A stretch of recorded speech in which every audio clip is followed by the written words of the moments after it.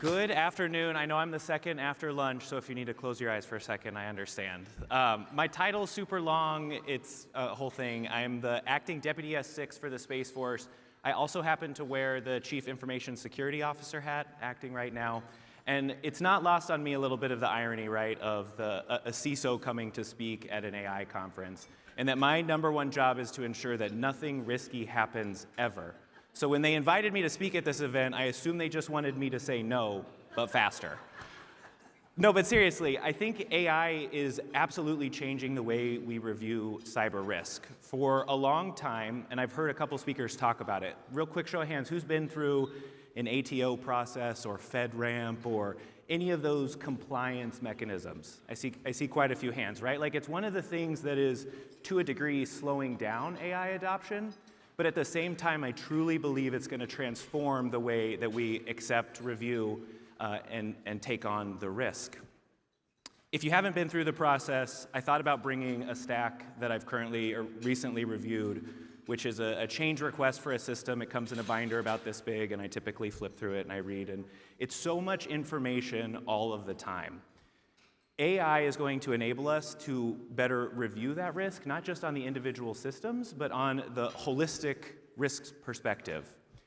Our adversaries are not looking for the massive cybersecurity vulnerability. We're actually pretty good at that.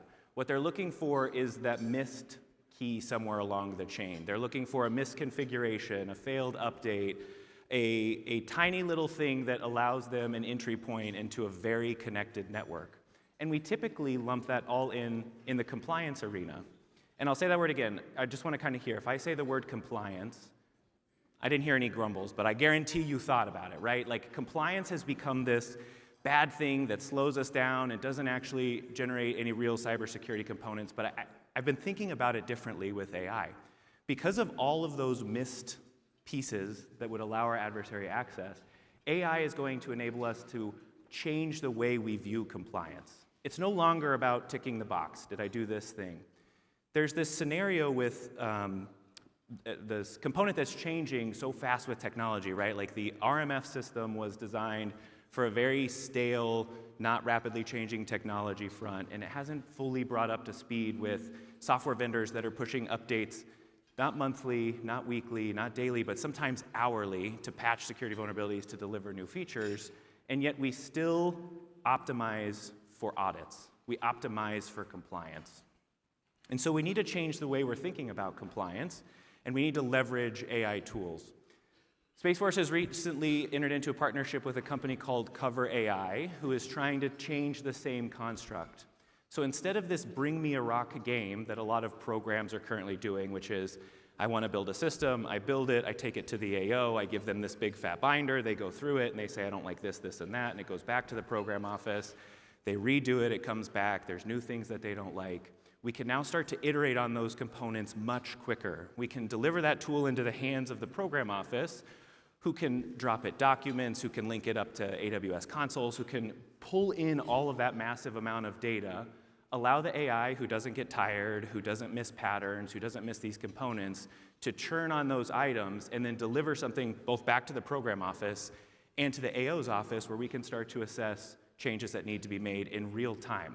A process that previously took, I think short time was like 3 months. Some ATOs were taking 18 months or even longer, can now be done in weeks and days. Just as software, just as technology is changing, we're able to keep up at speed and scale.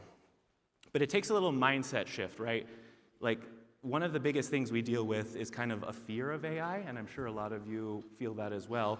I know I do. Like, if I'm being completely honest, the assessments that I'm getting out of AI, I'm probably giving a little extra scrutiny because I haven't seen the trusted validation.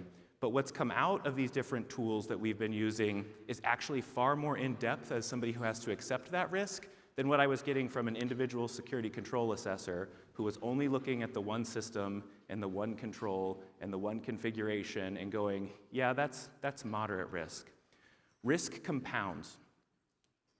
Back when I joined the Space Force, it wasn't even the Space Force, it was the Air Force at the time, Air Force Space Command, we operated these satellite constellations as completely separate entities. They did this thing over here, and we did that thing over there.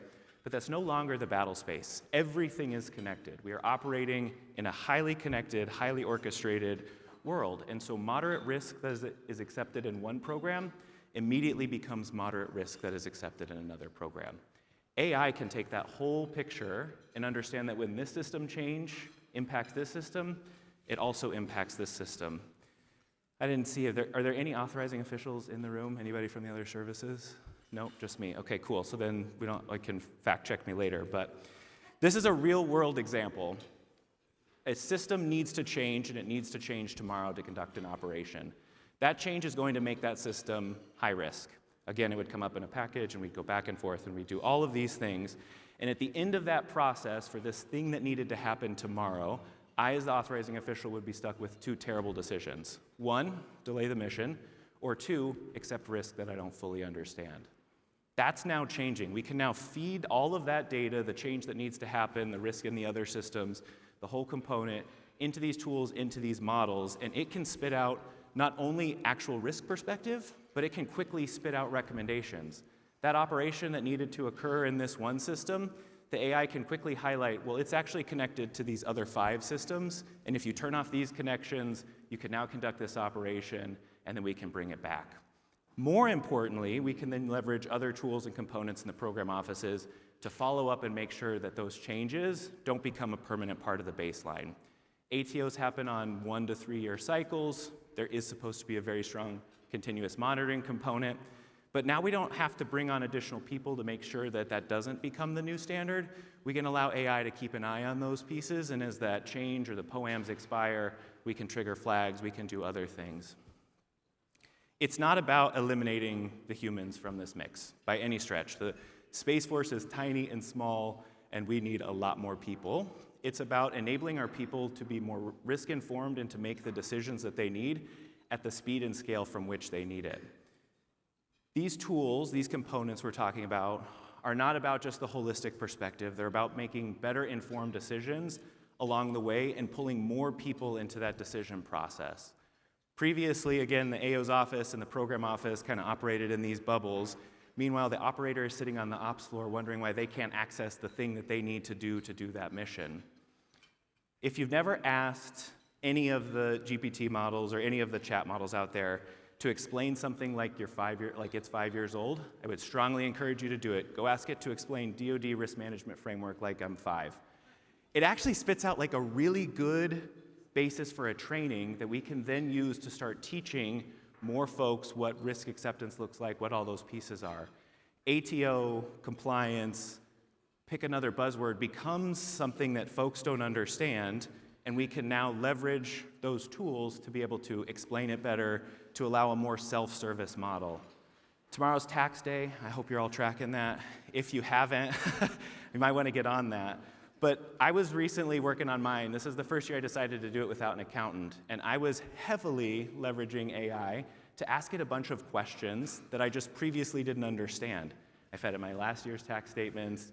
I fed it this year's. And I said, well, why did my accountant do it this way last year? And sure enough, it broke down all of those components. Again, we'll see her pretty quickly if I put too much trust in the AI. And if I did, someone come visit me from jail. But those same ideas can absolutely be applied to risk, and we can bring more people to the table, more people to iterate on these changes, so we're no longer bringing a rock that satisfies a checkbox. We are bringing a holistic component that enables us to deliver combat power in the digital space, in space, and all of the above at an acceptable level of risk without compromising the bigger components. See, and I have 48 seconds. The last time I came here, I spoke for way too long, but that's okay. I think the last time I came, I added AI into my speech, and it wasn't an AI conference, but it had become a buzzword, right? Like it was, how can you work AI into everything you do and say and speak and change? And I'm super excited that tools have transformed in a way now that they are actually operationally impacting the way we do business. There's a lot of talk of like, what's the use case? How do we do this thing?